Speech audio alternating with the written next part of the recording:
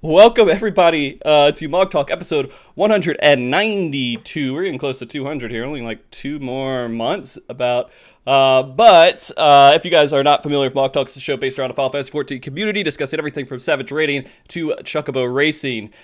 We have some wonderful guests on to discuss the live letter that just happened. And just so we know the date, it is December 14th, 2019.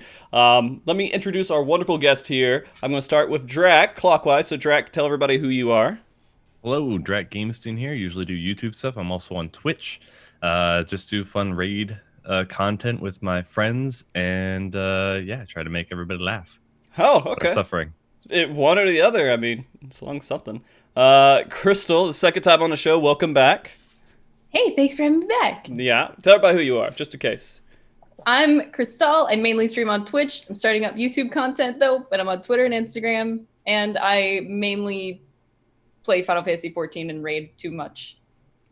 God. Way too much. No such thing.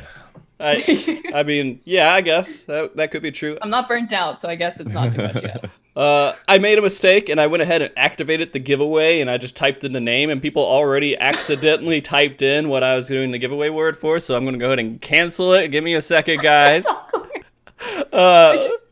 I just realized, did you show that old clip of mine because we're talking about butts? Not entirely. I was just looking, I was like, all right, where's something that I could just grab real quick that, you know, is, that would be nice. And then that showed up, and I was like, that's pretty nice. So, well, it's, the irony checks out. Yeah, it does. It does. And I was looking at it, I was like, man, yeah, this is super old, like years and years old, but I mean, it's still held well, so. I guess. So everybody, we are going to be talking about the live letter today. Just kind of notes that we saw, the important parts that we want to discuss. We won't be discussing everything in detail. Of course, it would take us years, probably too. So we're going to just discuss the important topics. And of course, I'm going to go ahead and start with one topic that I don't know how I feel about it. How do you guys feel about it? That they dedicated a section of the live letter to explaining why the butt has been reduced in a certain armor. And Yoshida had to sit there on his live letter and tell everybody for at least a good handful of minutes, a good section, of why they reduced it. Do you guys feel good about that? Yes. Yeah. Yeah? I love when the community just comes together for something.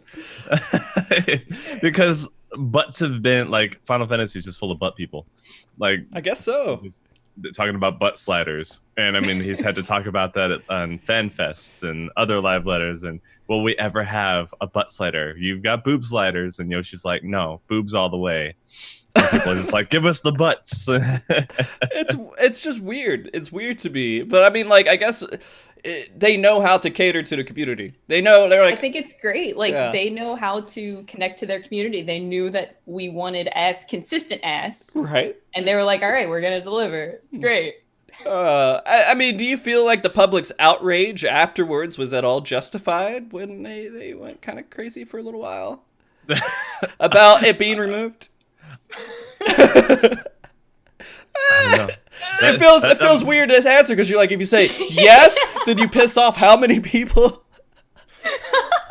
I've seen the community get outraged over like the dumbest things, and then there's something like this where I'm just like, all right, give me the flag. I'll march with you. Yeah, okay. Yep. And we already had this discussion a while back about like how the community reacts to this kind of stuff and everything. And it just is what it is. People want what they want, and it's fine. It's not a big deal. But I just thought it was pretty funny that, yeah, he had to go on, make hand expressions about, butts and... What was the reasoning, though? I missed the part. Like, did he... Crystal, do you want to go into the reasoning? Do you remember what they said about the reasoning on it? There's a whole section dedicated. They were like that they heard complaints about the inconsistent booty. Yeah. So they're working on the butt size.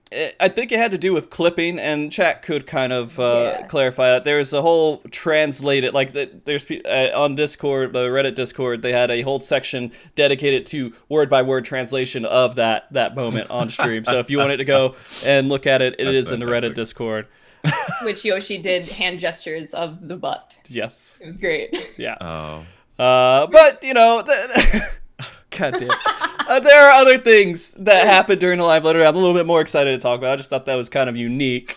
I thought it was great that they started with that, like that before the live letter even officially started. Like they opened with talking about the butts. Like, that's great. They wanted to calm the community and make sure that they were all content, so they could actually go into the content they wanted to talk about. Right? I think they knew their priorities. Oh, absolutely.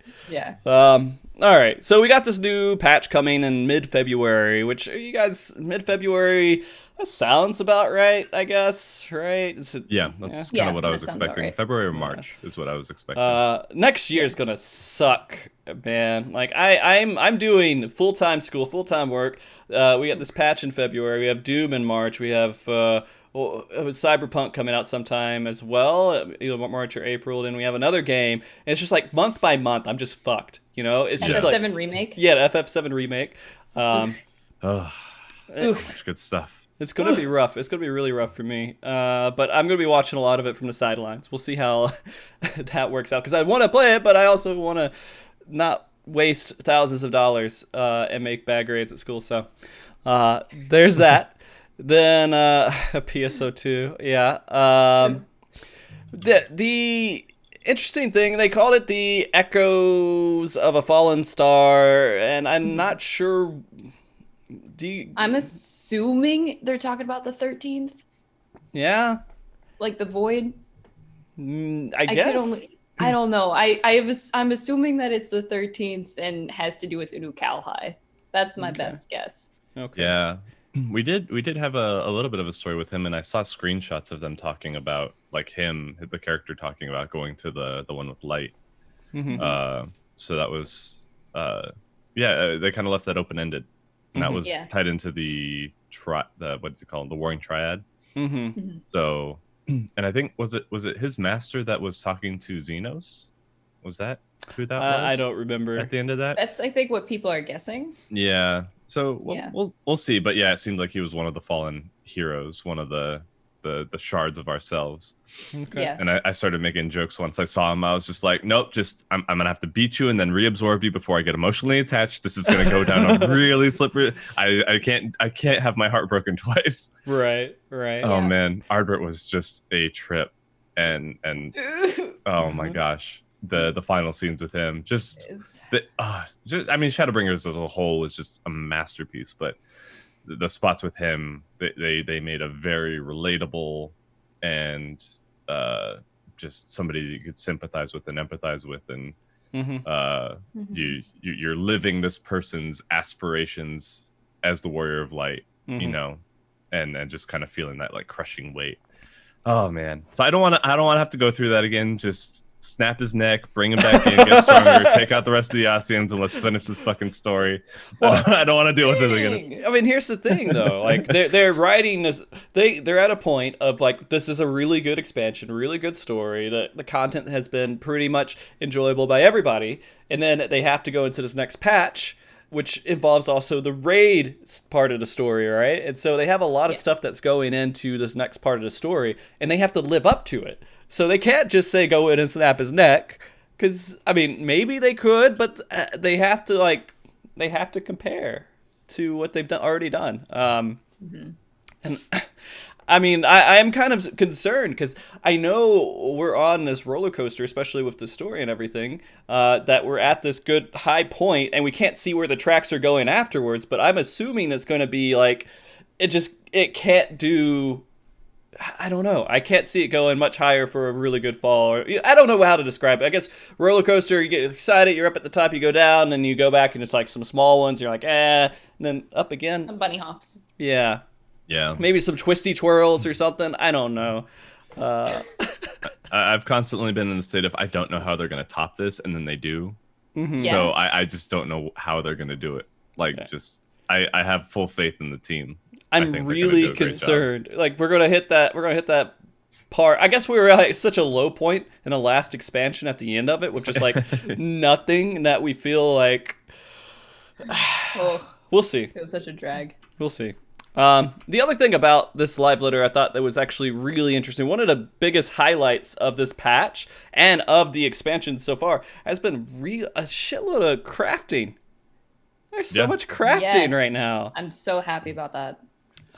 There's so much new content for it, and you can see this next patch they're going to put more content for it, and do you feel like there's too much at this point? Are we doing too much work and too much content into crafting? Trax, okay. I think right now, it seems, I don't know what happens. It's something that I really want to ask him if I have the chance at FanFest, if somebody else took over that aspect of it, because it really seems like somebody inspired got into that role and is driving it forward, because it's becoming much more refined. There's a lot more content moving in this right direction. It looks like we're getting relic weapons and we're getting things specifically for fishing, and it's just they're picking up the pieces that they see need to be given attention, because all the updates, I haven't heard anything negative about them so far, aside from people being like, it's getting too casual friendly and da. And to an extent, I don't want things to be, I want to have to earn some things still, obviously. Yeah.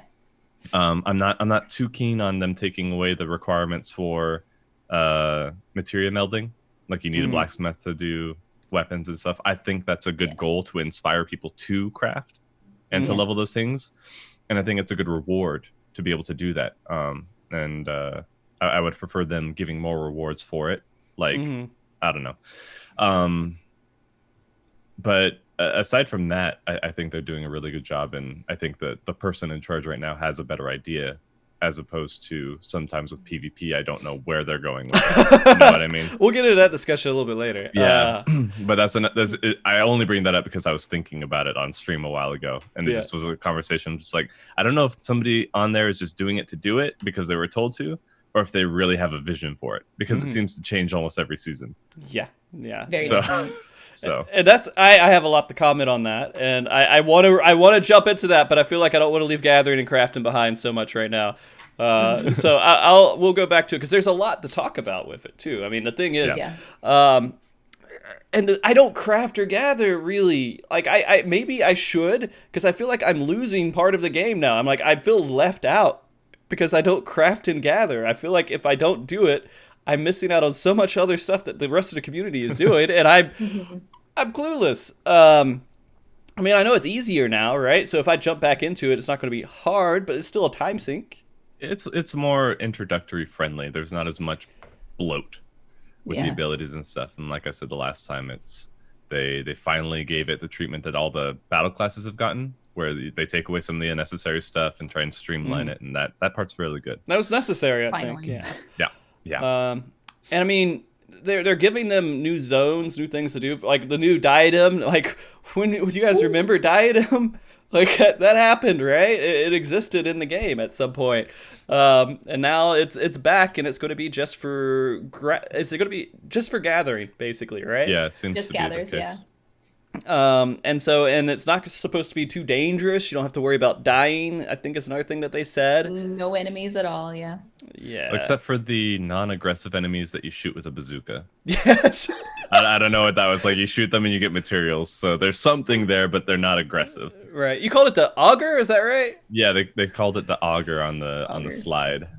And I mean, I would say out of everything with the whole crafting gathering atmosphere and world, gathering was the least favorite of mine. I hated every moment of it. I felt like it was so tedious to go from tree to tree to tree to tree to tree for an entire day just to get a little bit of progress on my gather. I felt like it. So like I completely just said, screw it, I'm not doing it. And that's why people who gather stuff can make money, I guess, is because it's so tedious to get to that point.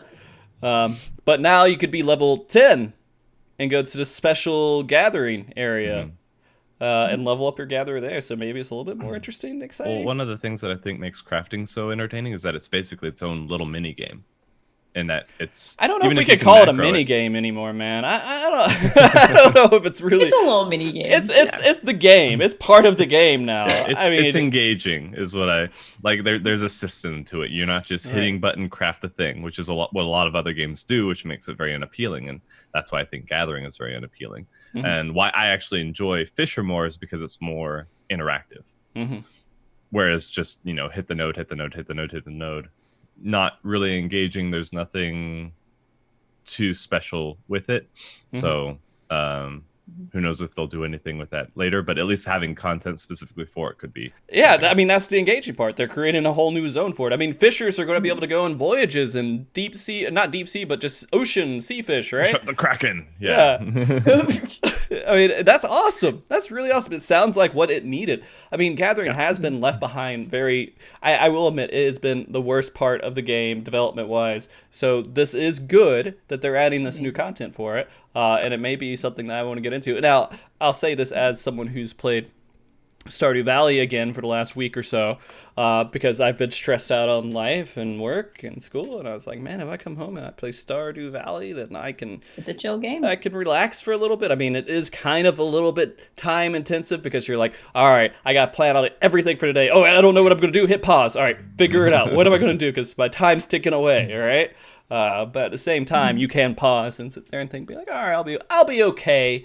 If I miss a birthday on there or something, and you figure, I let things go. So I'm pretty mild, and I guess if that was kind of like what Crafting and Gathering was in this game, where it was relaxing and I didn't have to think too much. I just kind of enjoyed it and had mild plans and didn't feel completely left behind. If I couldn't do it for a day, then I wouldn't mind it as much, I guess. Then you can make money and buy potions for raid, right? Right. What else do you spend money on? Right? Weapons, I guess. Crafted weapons. You can craft them yourself if you're a crafter. But I don't know. So we're happy with how the direction they're doing. We're fine with them moving it forward. Yeah. Yeah. My biggest thing is, on an overall scale with Shadowbringers, I really think they're doing a fantastic job incorporating old content and making it relevant again. Mm-hmm. So I like the Idleshire, I like the Ishgard Restoration and Blue Mage too. They're doing great with incorporating that old stuff and making it good for players that are just joining. They get to see what we did back then. Right.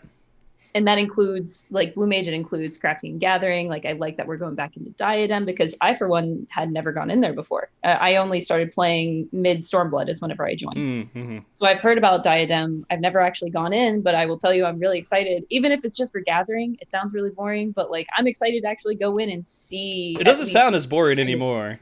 Yeah, it doesn't anymore. Right. But I'm rocket launchers and deep sea fishing. Yeah, I'm excited that they're just making it relevant again for people like me that just haven't gotten the chance to do that old stuff. Yeah, I like it a lot.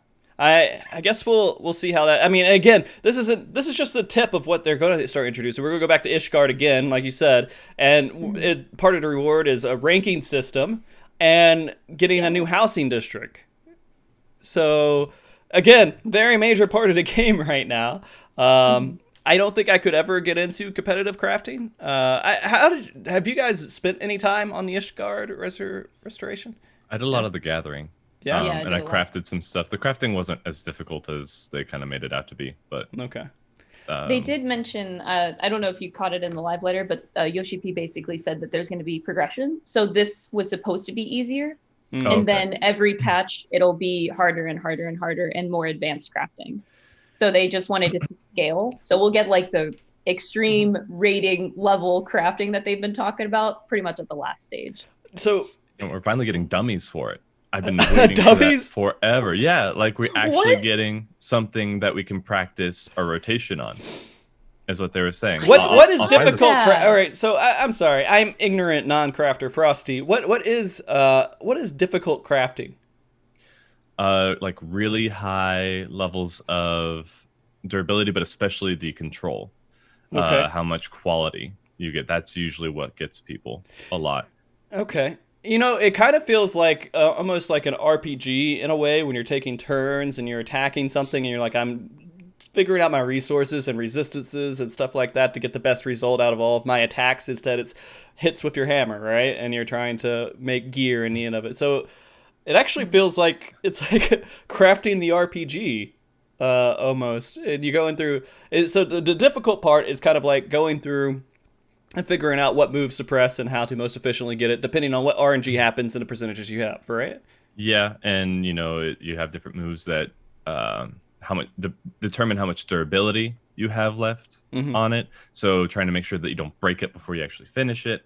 Making sure that you're not wasting your CP, your resource. Like that would be like if you're playing an RPG again, doing the analyze action, right? I don't know.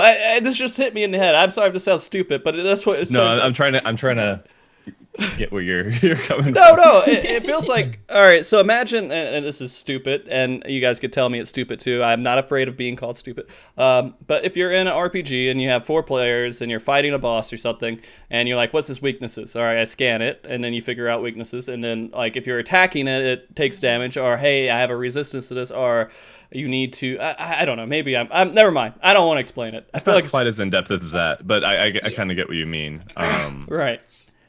Because that's where I could eventually do something. Yeah, like that sounds like more difficult crafting to me, and I'm trying. And again, someone who doesn't craft, I'm trying to visualize how that and the actions and everything could be more difficult outside of something like raiding, where you're going out there and you're just trying to do the dance and not fail at it with 7 other people. I guess that's kind of like crafting too. I don't know. Anyways, we'll get off that my crazy theory crafting about how crafting should be, I guess. And go into the other part with this, which is they're not, again, more content, a crafting, or no, it's a gathering beast tribe, right? Oh yeah, the Kikern. Yeah. Katari, I guess. Yeah. Yeah. I couldn't remember. Aren't they? They're not even in the first, are they? Yeah. They're in the what's the name of the place? The Alamigo. The Numo. Are they like related to the Numo in a way? They're the weasel people. So no, they're weasel people. They're the one with the long nose and everything. They are in our realm. La Nosea. Yeah, this is just their version of it, right? Yeah. Yeah. And so they just wanted to name it differently, and I don't know. It wasn't really exciting to see it. I was like, we already have this. We've seen it, and it's been like we're gonna get the dwarves.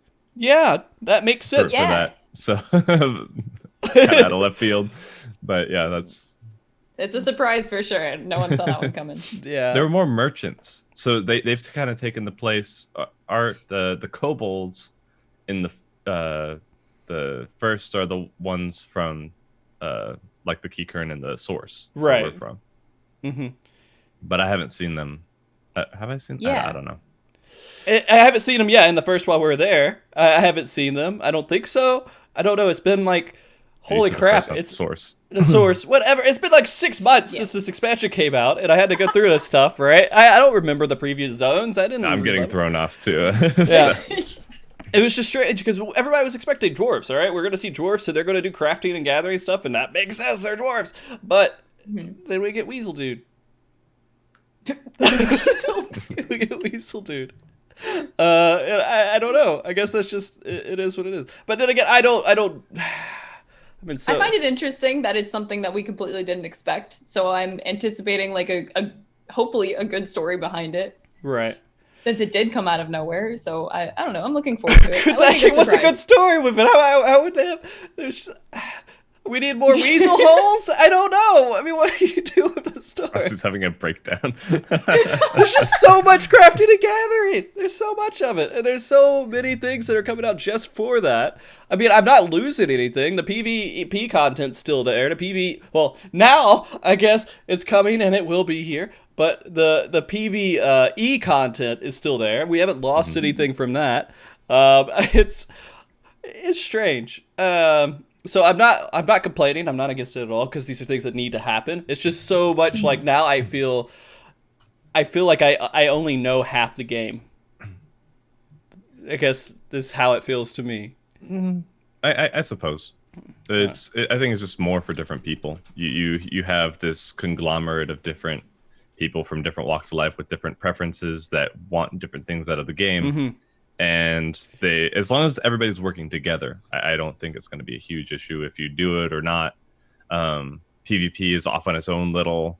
Yeah, I'm off on my own little island. Okay, that's fine. I'm all right with it. Like they had so much potential with attaching them to the grand companies, and maybe we're going to fight for territory and have benefits and stuff like that. But then they're like, oh, but people will be left out if one group's better than the other. And it's like, yeah, that's kind of how competition works. Well, crafting has PvP now too, right? And so you gotta. It's gonna be competitive, yeah. Are you? Yeah, it is. It doesn't have ranking right now, right? Or does it have some sort of ranking? I think it's coming. It's coming. So that part of it's There's coming. A ranking system. Do you think that's every even going to 10 days?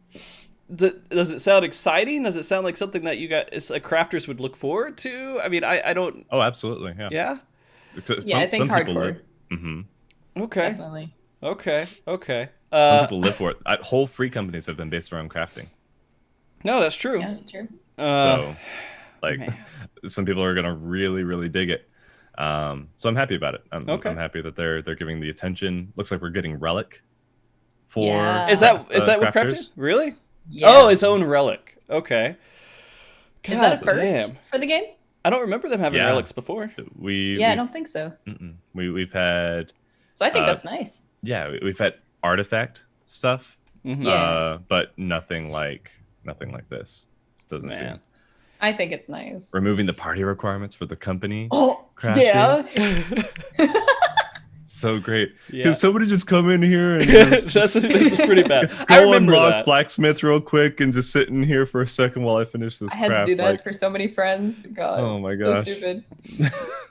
I remember damn time. That's a lot of my involvement with crafting back in the days was, can you come here and just be here in the room? It's like, all right, sure. You don't have to do anything, just stand there. Yeah. So yeah, that was ridiculous. I'm glad they're removing that. But going into the PvP part, which we've been kind of edging on it. I mean, the PvP part, the only thing they really, recently, let's talk about what they did recently with PvP. They came out with Frontlines. Have you guys played the new Frontlines at all? No, I haven't. I keep queuing up and the it's so long. I still want to try the new PvP map. I haven't gotten to it. Yeah, the new PvP map is basically a very simplified Seal Rock. You go and you capture a tower. Once you capture it, you're off to wherever you want to go. And it's just people trying to kill. I don't know. It still seemed kind of Zergy, right? Just a big Zerg fest. And when you queue in, you can only queue in with 4 people that queue in with another 4 people, so you can't have a real solid organized group. Yeah.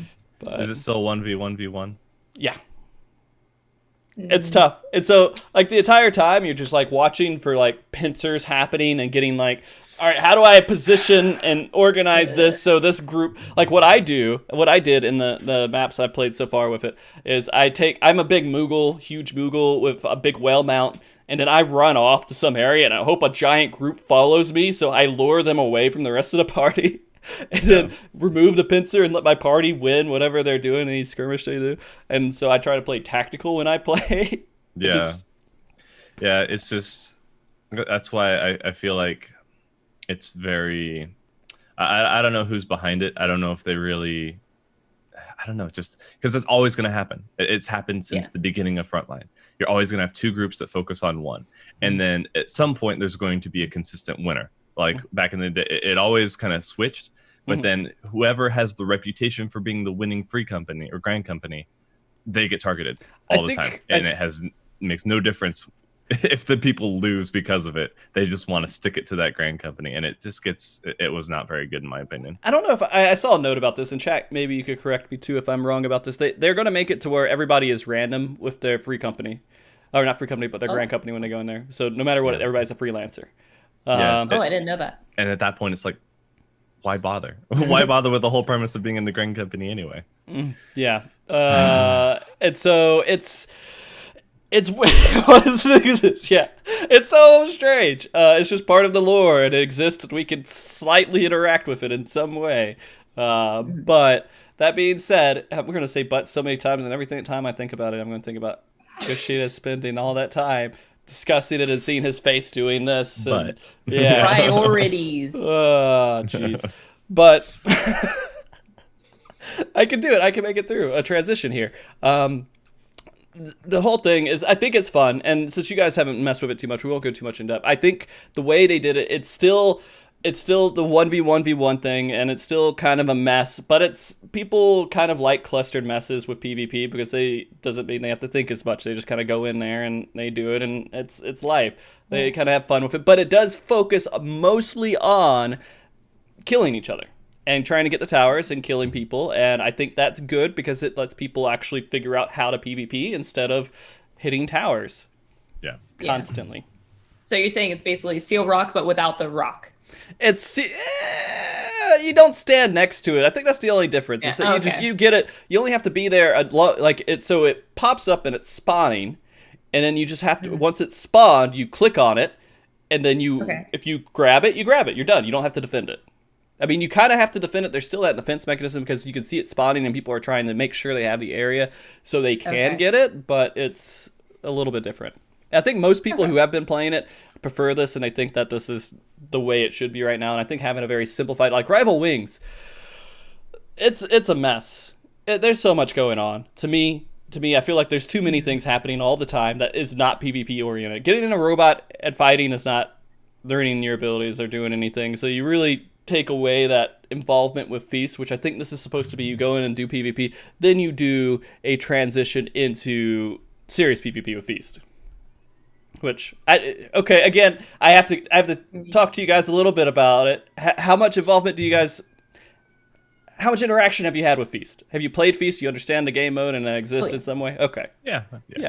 All right. So they haven't had a season since the expansion came out, and they're coming out with a season in 2 weeks. Yeah, 2 weeks. Right before Christmas Eve. It's coming out on Christmas Eve. So it's. We're finally getting to the point to where they're going to put a little bit more focus on it, which I was concerned, as someone who is fairly interested in seeing Feast do well and seeing it at FanFest in some capacity, because I like that. I like that it was there. I mean, I want to see some PvE side of that too. Like, it'd be nice if one day they had like a PvE race or something for people at FanFest, and the next day they had a PvP in the morning, and they just started off maybe or in the afternoon or whatever, and it was just a highlight of the day of some sort of competitive atmosphere. But I was afraid it wasn't going to exist anymore. That they're just going to like say, all right, well, we're done. I haven't heard anything. Well, one thing that I want to know from your perspective as somebody who plays PvP a lot is like every time they change it, like, is it going in any one direction, or does it seem to kind of like deviate every single time they make an iteration? They've answered a lot of requests a year late, basically. And so there's stuff that people eventually got used to, and they're just like, we have to kind of accept it as the way it is. We're never getting more actions. Then they give you more actions, and they're like, okay, cool. But right now, nothing's going on. I feel like this whole expansion has been a restart for PvP. They were just like, but they didn't. Like last expansion, they restarted at the beginning. New mode, new actions. Everything was radically different. There's a lot of attention that went into it. Here, they're just like, we're just going to not talk about it. It doesn't exist at the beginning of the expansion. We want everyone to do PvE stuff and focus on that, do raiding, do the story, do all the crafting and gathering, and then we'll get into PvP later. It definitely seems like an afterthought. Yeah.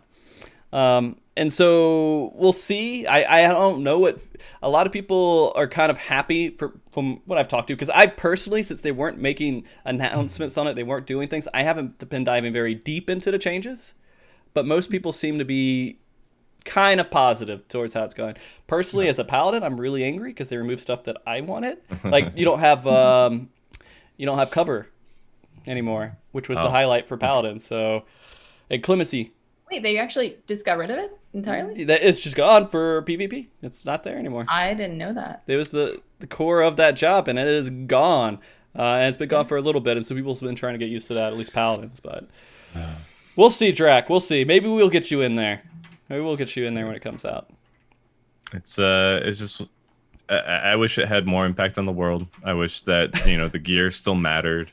It's just things like that kind of thing keeps you going and keeps you grinding. Right now, it's just like, you want some glamour, kill some people. And that's all it seems to be. And then you have to relearn your entire job as soon as you go in there. It's very disconnected. I think it just kind of centers around that, in my opinion. It's just disconnected. Right now, if anyone's interested in trying PvP in any way, they should try to do Frontlines, learn their abilities, and then maybe mess with Feast when it comes out. But I mean, it is out. It's just there's not a season of it, so it's not really active. And so I want to see how it turns out with what they're trying to do. But we'll go on, and we'll go into this next part. We won't hit PvP too much. We'll go into PvE here. which is kind of some interesting stuff they have going on. One thing that I just want to get out of the way, I want to thank you to Sophia for getting Red Mage buffed, and likely we will see it come back, and people will be interested in wanting to play it again. The hero we need. The hero we needed to play the job he never wanted to play. And so it's funny they mentioned that, and so now we will probably see it get buffed, and there's a likelihood that it will be relevant for the next world race. Hashtag bring Red Mage back. Oh, Jesus Christ. Did they actually mention them, Sophia? For it, or is no. So I remember it was the weapon getting tossed in the trash. Because I thought that was funny, and I made a clip, but I threw it on Twitter, and apparently there's all this drama and everything else. I went along with it, but it's whatever. I thought it was pretty stupid. Him doing it, I was like, that's pretty funny, because I know he was forced to play it, and he didn't want to play it. And so that's why he did it, but everybody else took it differently. And now I'm like, maybe it was taken differently at some point. And they're like, you know what? We should buff Red Mage back up. People don't want to play it. It's okay. I don't know how people feel about that. I don't think people want to see Red Mage be buffed. I don't think they want to play it. It's one of my least favorite jobs to play, but it's just the play style of it. That's all it is for me. Like, playing it doesn't feel good to me, but I know that it feels good to other people, and good for them. It's just not a class that I like playing, though. Yeah. As far as like the way that they adapted it to Final Fantasy, that's one of the things, or 14, Final Fantasy 14. Yeah. That's something that I'll respect the dev team for, because it's not an easy thing to do with such a vast hybrid from past games, and being able to bring it in such a good iteration is not an easy thing to do. And it's one of those things where I was just like racking my brain, how would they do this, and trying to theory craft it. So I respect them for that. So I like Red Mage. I'd like to play it more. But if it's like just completely not viable or whatever, then it defeats the purpose. And then I still have Monk jokes going on, even if Monk is like in a really great spot right now. It gets really old really quick. And I think that's where a lot of people got with Red Mage. I think because one of the comments was like, imagine somebody saying that the job you love is so trash and all that, and you shouldn't play it. And it's like, I don't think that was the message, but people really don't want to be a meme. The thing is, it happens all the time. We have how many jobs now? 18, 20, 50, 100? A lot. A lot. We have a lot. And we have 8 positions in a raid. There's always going to be some that are the butt of the joke. And I think, I think that it will get into a position to where we will always have those jobs, and whether it's Red Mage or it's Black Mage or it's whatever it is, you're just going to have those there, and people are going to be upset, and people are going to say, hey, why are you playing this? You should play the one that is most viable, right? And I feel like that's stupid if the difference is maybe 1%, because you just Savage isn't hard. Yeah, people give me crap on Black Mage. Somebody will die and be like, wow, Drak, nice utility there. If you were a summoner, maybe we could live through this, but it's just like, what sucks for you? I'm not switching. And that's how you should be, right? It's just do that. No, absolutely. Enjoy the game. And the other part I think that we have to all realize is that this isn't like a safe haven of people aren't going to make jokes at you about you playing a job, because it's always going to be someone is going to do it. You can't really be upset about it because it's just part of what it is. The world, they're like, oh, this would be kind of funny. They don't mean it as in like, I hate you, I can't believe you're playing this job. They're just like, hey, it would be funny if I said this. Yeah. That's all it is. That's literally it. And then people take it the wrong way, and it's not because they know you could play it. They know it's not really holding. Again, Paladin A12S, way back. I'm still proud I did it. I don't care. It's whatever you want to do, and you'll get memed on and joked on, and that's just part of it. That's part of the. I guess that's what it should have, like a maybe a tiny writing what would we call it? The fine print disclaimer. You'll get memed on. It's okay. Yeah. Every job has it at least once. Yeah. We all have to go through it, man. We all have to go through it. If you play the job that you want to play and not just whatever is most viable. Yeah. I just think for some people it gets old, or you just have to be like, yeah, I know, okay, yeah. So I did it with Samurai when people were just like, just play something that brings something to the group. I'm just like, no, the way of the sword is the way I will live. I will be the next Hokage. Yeah. And then your fedora slightly falls on your head, like very slowly. That's the meme. I want to be anime. Want to be? Yeah. I mean, if you play Final Fantasy 14, you probably want to be anime at some point. Yes. The other part is, it's funny because Dancer got memed on pretty hard too. Dancer, they were like, oh, if you're doing Ultimate with Dancer, you're holding your group back, and it's been memed on pretty hard. Crystaahhl, Yeah. right? Oh yeah. Yeah. Oh yeah, for sure. Well, I even had Raya, who really wants to play Dancer, but even he's like, I'm looking at the numbers, and for Prague, it's not looking like he feels like he wouldn't be pulling as much weight, so that's why he switched to Machinist on certain parts. And of course, there was the thing with a lot of the gaps in the fights were very non-improv friendly. Yeah. So the Leviathan dashes, it's like so I put that meme in the video where he's just standing in improv in the puddle and just Dance Till You Dead is blaring while disco lights are going off, and he's just like, I have to do it, this is the only way. And then the E1 will just take you into the cutscene. And I've uploaded, I found a Dropbox link, pulled somebody up on Discord, pasted it in there, and still had time to get back and take a drink of water before the E1 cutscene was done. It is so obnoxiously long, and you can't do anything during it. I love it. I love everything about it. It makes me happy. I'm like, it's happening. I'm like, I can break and relax. And if you're streaming, you can look at a stream chat and talk to them for a good hour or so, and then you just get back into the game. I don't. It is. I think Eden deserved the cutscene like that. I felt like it did. Yeah, it's just for that job, for something where you want people to, it's your downtime to like kind of recoup. It was just not very Dancer friendly. No. Yeah, it's not.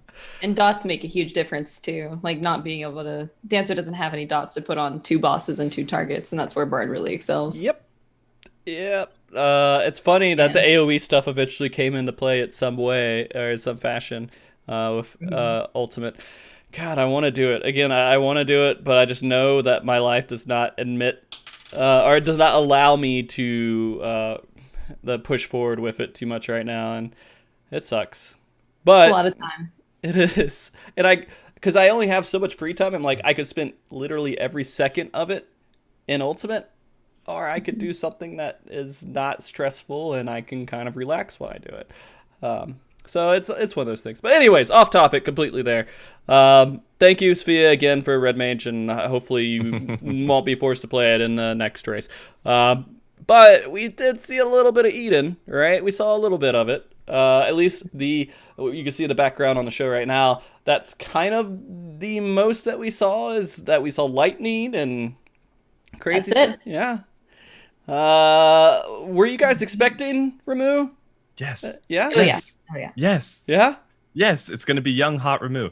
I'm calling it. I want either like young hot 25-year-old Ramu or Silver Fox like 45-year-old Ramu, just standing there, and he's just going to be just this paragon. Okay. And you're just going to be conflicted the whole time of whether or not to hug him and just lean into his firm chest, or just take him out and assert your dominance. And oh man, What I imagine is like Ramu's beard. So I imagine it as like a sexy girl, like a Shiva model almost, except the beard just like wraps around the body and like tentacles like covering the boobs in the perfect spot. Oh my god. That's a good point. Arthur's just saying it could be female Ramu. There's no reason not to, and it's a stance that I With can. the beard as the clothing. Yeah. Jesus Christ. we're going Bayonetta. I mean, they also said, they did hint it might not be Ramu. They were doing a teasing. Bullshit. Maybe it's not. Maybe they introduce a whole new primal that's lightning based that's not Ramu, right? Was there another one that was like, there was Could be Ixion. Ixion, you're right. But we already have them. Well, I guess it doesn't matter if we do or not. It might be cool. I mean, it's just a fate. Yeah.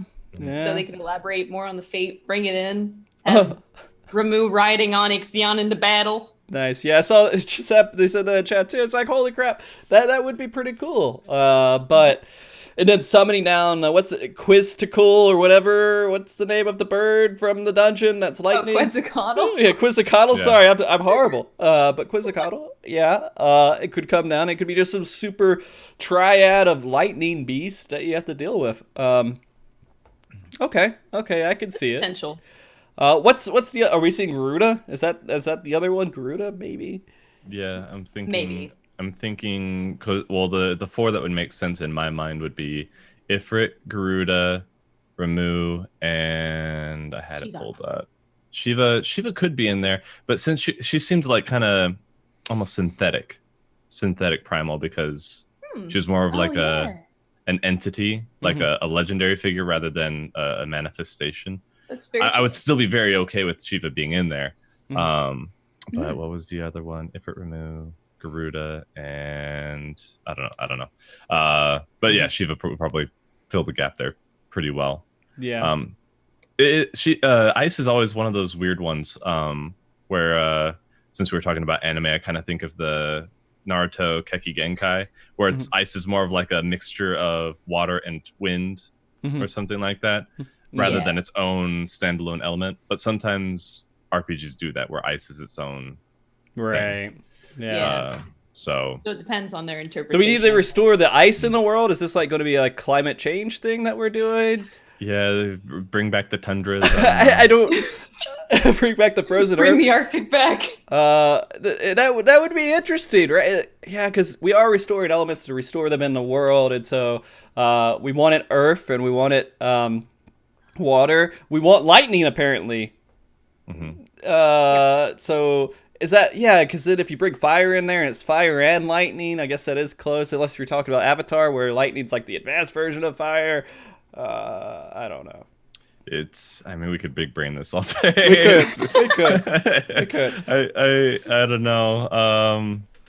But yeah, it would be interesting to see what they pull out. They might throw something in there that we just don't expect to. Yeah. Which I'm hoping for. Yeah, definitely. The non-primal bosses, though, we're actually, I have no clue. I have no clue. have no idea. I guess we would fight. I don't know. It depends on if that Oracle of Darkness is an enemy or going to be our friend, right? That's. I'm looking forward to that. Yeah. I mean, they could. We also saw when they first announced this at FanFest. There is a picture of who was it with the hammer? Gaia. Oh right? yeah, that's right. But I'm looking forward to seeing her. it's so funny that that was the thing they showed off at FanFest, and like, where is Gaia now? Just completely gone and disappeared, right? Yeah. I feel like that would be a final boss somewhere, so it doesn't make too much sense to see them this next tier, but I've heard a couple people say Ultimecia. They've been throwing that in there. Ultimecia? What's Ultimecia? FF8. Yeah. I don't remember at all. I didn't play the remake, so I don't remember. Isn't that just that sounds like Ultima, but a version of Ultima? No, completely different. All right, main antagonist completely different. But yeah, it's like the main villain of like Final Fantasy VIII. Man, it's been so long. I'm sorry. I feel horrible being on a Final Fantasy show and not knowing No, all you're the fine. villains. I don't remember. I don't remember much of 8 because I played it like 10 years ago. It's so far out of my memory that I just remember Ultimecia and I remember it being like a huge boss, but I don't know how it would incorporate into this Eden Savage tier. I don't know. Yeah. It might be too far kind of of a like a stretch. Kefka. Yeah, a female Kefka really? is kind of a powerful sorceress. Ultimate goal is to compress all time and space, making yourself one with existence as a whole and to become a living god. Okay, So there you go. So Kefka. Yeah. Kind of like Kefka. Yeah, no, I can see it. All right. Well, the other exciting part with the PvE is the trials, of course. Everybody's been talking about the weapons, and so we see Ruby Weapon, right? I mean, again, like this live letter was like, here we go. All right, something to be excited for, something else to be excited for, something else to be excited for. And so now that we see Ruby Weapon, we can expect that to be the highlight of the future trials. Man, they're going to run out of stuff eventually, dude. They have to. There's a lot of FF games, dude. Jeez. They just keep doing it. Yeah. They could go forever. Oh, man. But, I mean, we're used to going back for nostalgia, and that's what Final Fantasy XIV is the nostalgia of the MMO. And so seeing these weapons, it is exciting to see it. Then maybe Emerald. Hopefully they change it enough. I think that I could trust them to change them enough that it's not going to be like the same kind of model every single time and just a different color. But yeah, there's no way they could do like the real Ruby weapon mechanics. Oh, remind me real quick. What was Ruby weapon like? Well, the notorious one was it completely permanently knocks out 2 members of your party on specific turns. Red Mage. So there you go. Red Mage is back, guys. But permanently. But yeah, they couldn't do shit like that. Yeah. That would be interesting to see what they do with it. Because I mean, that's something I remember most. Because Final Fantasy VII was the first one that I guess I was mentally developed enough to understand while I was going through it in some capacity.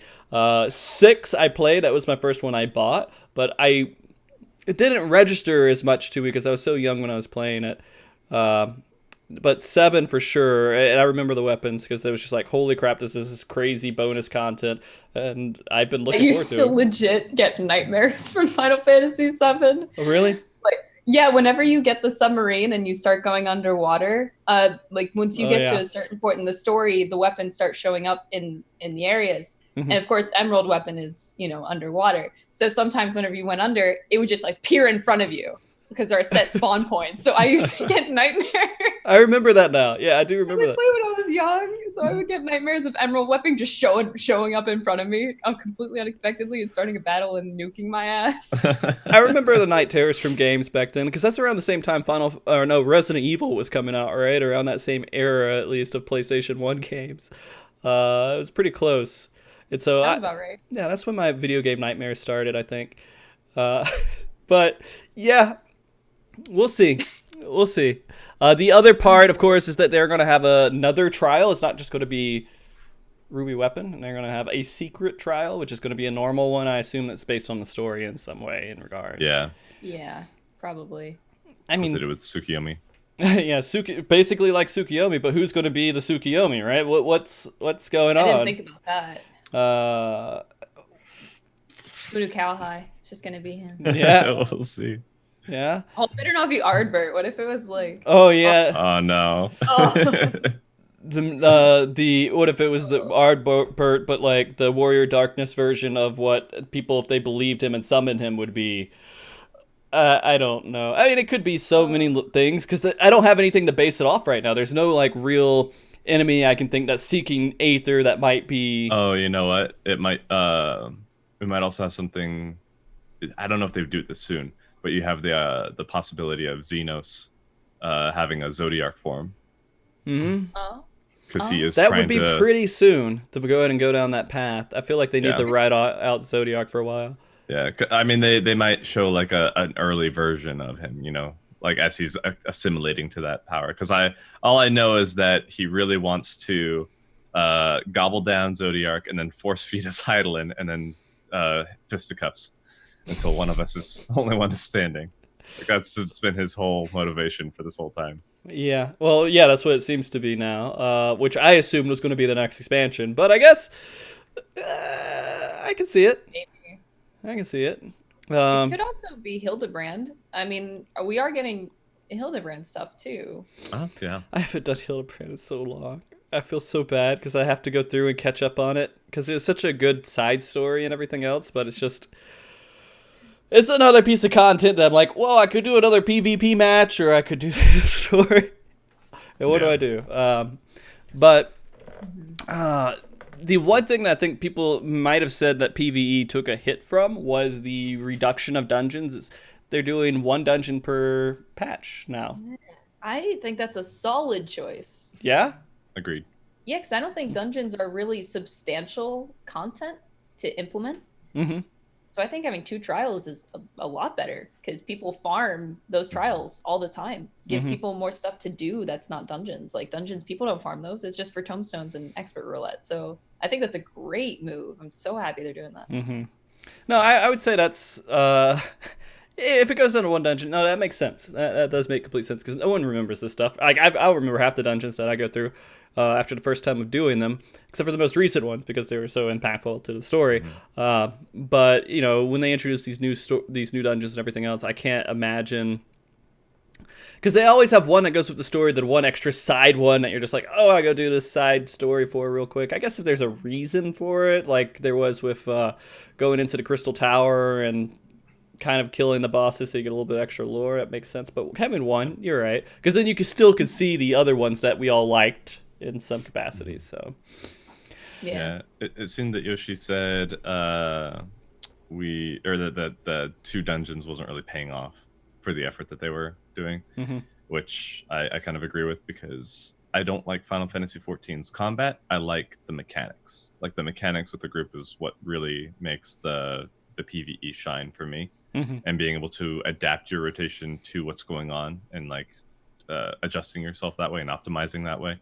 But dungeons are just rotation machines and kill some ads, then do a really easy boss, then kill some ads, then do a really easy boss, and then kill some ads and do a really easy boss. And there's nothing really, there's no challenge to it. It's just, you go through it the first time, you get the lore, which is always really cool, and they do a really good job of writing it and designing it. But combat wise and like engagement wise, I fall asleep. It's that's my personal opinion. People can enjoy them, absolutely, but I would much rather trials that I can do with my friends than other content in the game. Yeah. there's other content in the game.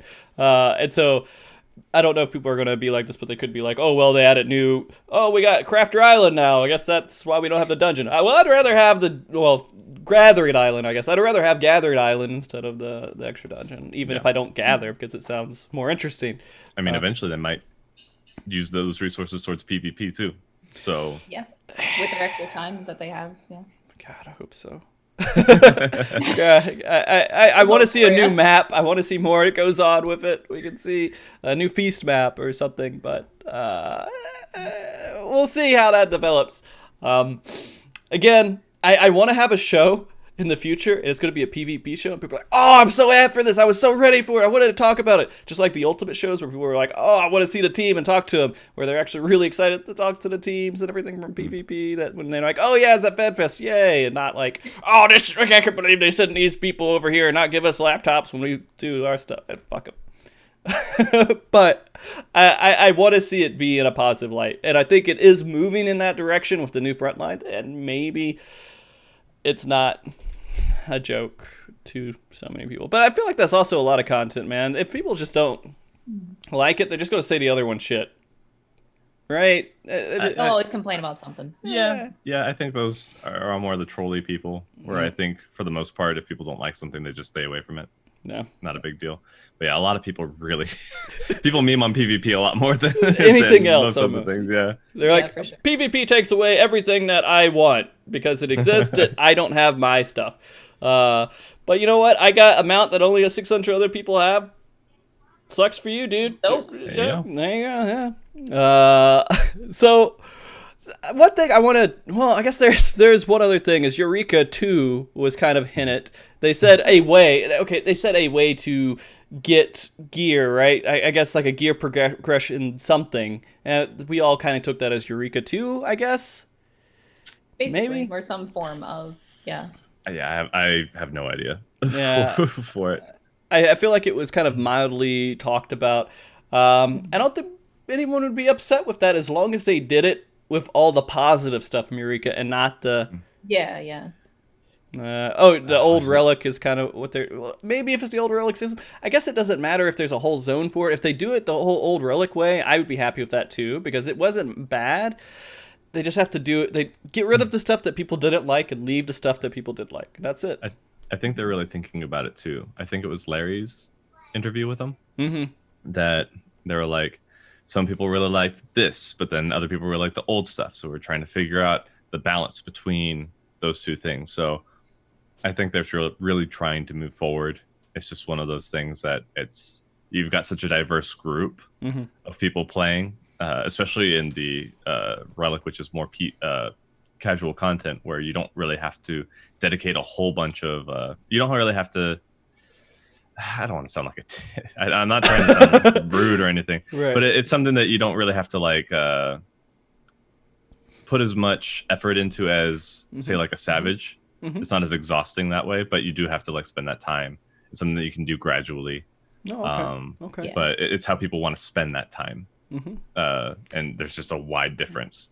I feel like that was a very, very politically correct way of talking about it. That was perfect. Perfect. Good job. Good job. I was going to call you out, but you dodged it pretty well. Well, there is one other thing. Well, with this whole thing, with the weapon progression, I again, there's so much in this game that I haven't really dedicated a lot of time to. And the other one was the Relic, because I felt like it wasn't something that I needed to do, because I just did Savage and I went through and I got my weapon that way, or I got my crafted stuff. And I feel like there's so much content in this game that you don't have to do if you do other content and you're happy just doing other content. And that's where this weapon part comes in. I mean, you could do both, but if you don't have the time and you don't really want to do it, then just don't do it, right? Yeah. Yeah, right. Okay. Give some to PvP too. Yeah, Drek, I'm so Grind glad. it out. Competitive PvP gear. Come on. Yeah, I would be happy I'd for be that. down for that. It was there, right? It existed sort of in a way. When did it exist? In the very beginning. It was more geared. Yeah, it was more geared towards the actual PvP exclusive. The more they had a special stat called morale. Yep. Where the more morale had, you had the more like damage and healing you would do. And then they're just like, nah, just cut it all out. And now it's all just complete glamour stuff. And yeah, on one end, the glamour end gamer in me is really happy, but at the same time, it's like progression is a really fun part of an RPG, an MMO. So to take that away, just to grind out tomes for it is just it seems like they focus on progression of PvE a lot more than they do PvP. It's more inspired for sure. Yeah. Absolutely. I think the reward system does need to be kind of touched on to make people more content with it. The whole gear system was such a mess back then too, though, because I mean, you would go do this random dungeon like 500 times to get a certain gear, so it has more crit, because it mixed together with the PvP gear and the PvE gear to get the best gear. That really didn't make sense. It should just be PvP, but I don't know. Right now, the only incentive to doing PvP is, again, mounts and glamour gear, like a set of glamour gear, which they have a new set of gear that comes out with every dungeon, right? Yeah. And so you work really hard, you get another set of gear. Which you could do something like this too. Here's a pitch. They make a new area like Eureka or like Diadem, right? Since grand companies don't matter anymore, have it based on like free companies or whatever, just whatever groups. You get together with your groups, you go into this area, and then you compete for certain territory. And the more territory you get, like you get to this like really rare dungeon. You beat the dungeon, then you get that loot. Or so then you can get like something really end game related, but it's based on competition. That sounds pretty time consuming. Yeah. It sounds really time consuming. I don't know. But they've thrown that effort towards other things, and I think it would be totally fair to do it. What it would require to do to balance all that stuff, and you have free companies of varying size and all that, but having that level of competition that would work towards endgame as well gives them something to do. And so I can see it. Just throw it all together in some form or fashion there. But that being said, there is something that we skipped over a little bit with the most recent patch stuff that I wanted to put in there, and I put it towards the end of the notes. I don't know why I did. Did they ever give us a date for our last patch, or did it just happen? I can't. I totally missed it. If they did, I had no idea. I'm pretty sure there was a date. Yeah. Was there? Because I was looking for it before, and then suddenly the patch, it was like, hey, patch is happening tonight. I'm like, oh, do you mean 5.15? Yeah. Like, oh, the recent one. No, actually, now that I think about it. I wanted to talk about this. I know this is completely tangent and kind of a little bit off topic here, but because I was looking forward to Frontlines, and I was like, all right, I want to see when it was going to happen. And no, not 5.18, not the one that's coming, but the one that just happened. With Blue Mage. And with Blue Mage. Because this is content that you would want to know when it comes out, and it just sort of like one day they're like, okay, well, we told you it was coming, and today's the day. We're updating it, and there's Blue Mage. And I didn't see patch notes either, but I know that they came out, but I didn't see it as advertised either. Yeah. Am I weird for thinking that is awkward and not something I expected? Because I was expecting them to like hype it up with this live letter. I thought we're going to have this live letter and like, all right, Blue Mage is coming and this is coming, but then they're just like, oh, here you go before the it was so letter. Subtly given. And Blue Mage is such a huge part of content right now. I think a lot of people are enjoying it, and I think this is probably they're moving in a. Yeah, they're going in a really good direction with it. Yeah. Although my Blue Mage is like level 10, but I know I do hear and I stay up to date with it. I think a lot of people are loving it right now. We're going to have another Blue Mage show, I'm sure in the future to discuss it. All the changes. It's not solo content anymore. I think it is, but it's not. Like, you still need people in some regard, right? It can be both. That's what's great about it. Like, you can do it with a group. You can do it solo challenges. Like, there's so much that you can do with it right now that it's in a fantastic spot. And they're moving in a good direction if they wanted to do more limited jobs to bring them together, so it doesn't have an official duty finder for it, but it's pretty close. They're moving in that direction, and it's helpful. It's really, really good. Okay.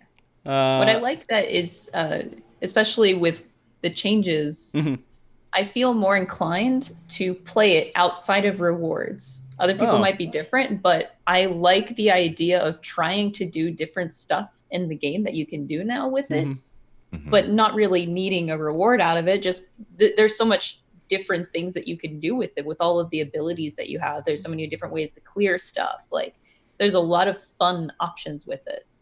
Okay. That I really enjoy that a lot. I mean, it definitely is unique, and I feel like if you had all your jobs leveled up and everything else, and you weren't progressing any kind of leveling, if you're out in the world, you'd probably, if you were in that level of content, Blue Mage would be more enjoyable to mess around with, right? I don't know. I hope I get into it. It's another thing. It's just another section of the game that I feel left out on. And I'm like, I have to dedicate a lot of time. I mean, how time... leveling up is not time consuming. Leveling takes an hour. You get 1 to 60. Oh, really? Yep. Okay. Go somewhere max level.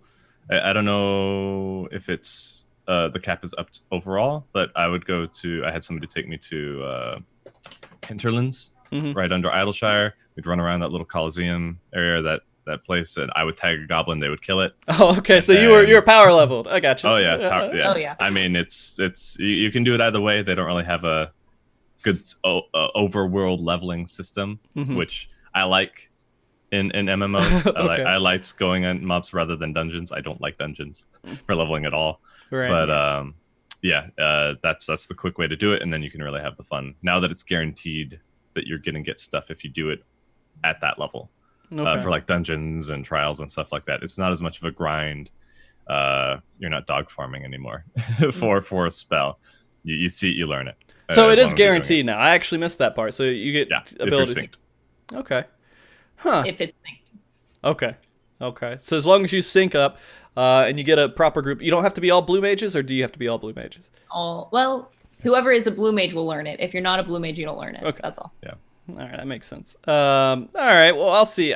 Again, this whole next 6 months is going to be the most hell I've ever had in my life, with time-wise, at least. So we'll see if I could dedicate time to it, but it seems like as long as they're going in that direction, I mean, do we feel like they're at a point to where, okay, well, we can introduce another limited job with the next expansion or something like that, or?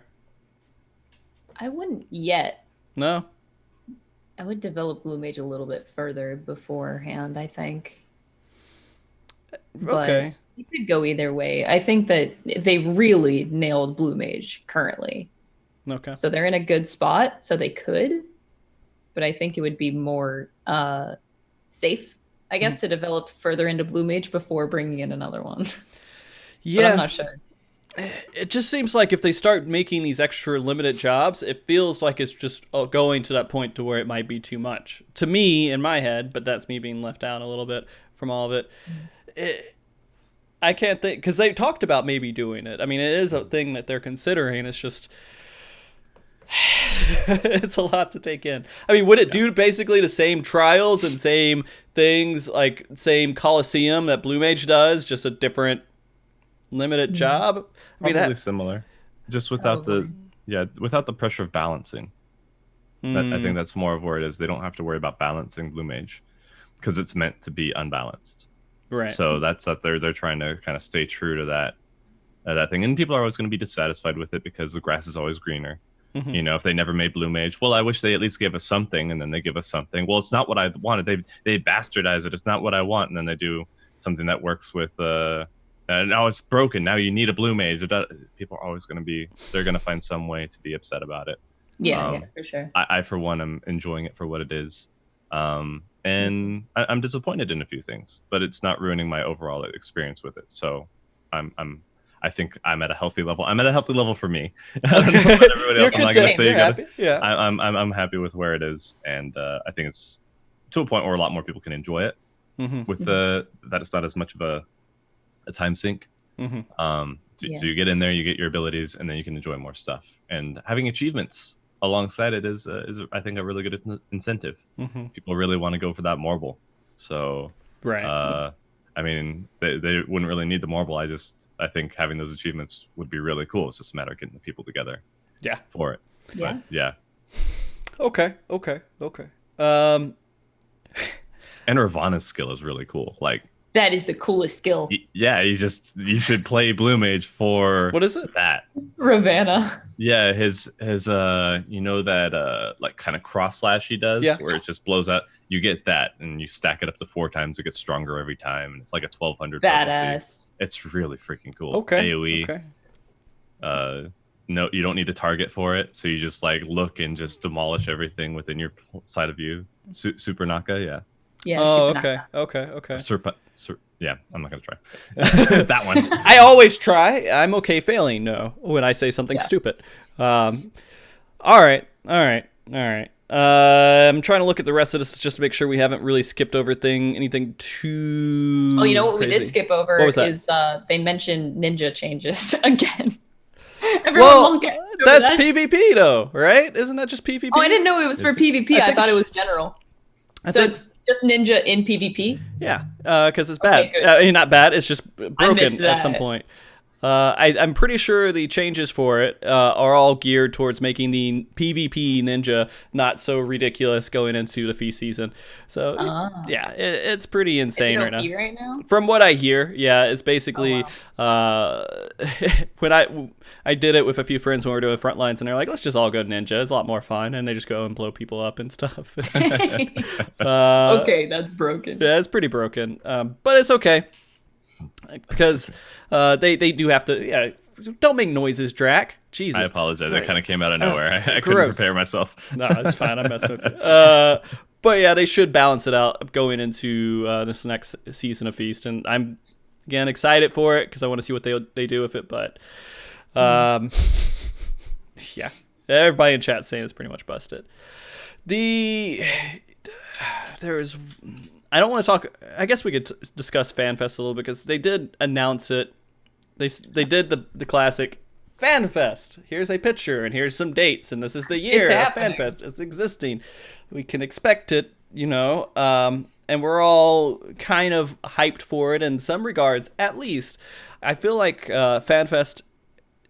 There's the hints and the rumors that it's not going to happen at Las Vegas and for the North American one. Do you guys feel good about that? Yeah. Yeah? Yeah. I don't mind Vegas, but like it's very crowded. Being in those hotels is very cramped. And the Phoenix Convention Center is just better overall. So I don't know. It's okay, man. It's all right. That lower area is huge though. Like for Comic Fest. Yeah, whatever. But I mean, the building's way too big overall, so they just have that one section for it. I think for the event. But I mean, it's not happening in Phoenix, Drac. It's got to. It's not. It's got to. I'm holding out hope, man. But I don't want to fly. I don't want to fly or drive 4 hours. But I mean, we've been at Vegas. It hasn't been that bad for you, man. It hasn't been that bad compared to everyone else that had to go to it. I'm not thinking about them. It's my experience. Okay. Right now. I feel like the Vegas was such a good place, and that's why they kept going there. It is a good place because the casinos give you so much to do. It is crowded, and it is kind of its whole mess, but there's always activity, and you're like with all these people, these other Final Fantasy 14 nerds geeking it out, and you're like, let's go do a roulette. Play roulette for a little bit or something. Like, you have some stuff to do that's interesting in some regards, even if it's losing hundreds of dollars. There's something nice, and you're doing the whole Vegas experience at the exact same time that you're doing FanFest, and that was what was cool about it, because a lot of people, they hear about Vegas and they never go, but then they have a chance to go and experience it in some regard. If you go anywhere else, and these are other conventions I went to, you go there and then what's around, right? You don't have casinos. You just have the convention center and the restaurants that are kind of close, and maybe some bars or something. But it's not. I can't see it feeling the same if it's somewhere besides Vegas. I mean, the lack of casino is just really for the dev team. Like that, I would always just see them at the slot machines and just be like, "Hey," and they're like, "Oh, hey," and they're just like chatting it up over the slot machine, just watching it go. Mm-hmm. I mean, I'm okay with it not being at the Rio because the Rio is not great. And it's closing anyways, or it's closed or something in that regard. But I feel like if it's any other convention center, I just can't see it being nearly as good. Right? Am I weird for thinking that? I think it'll still be good. Okay.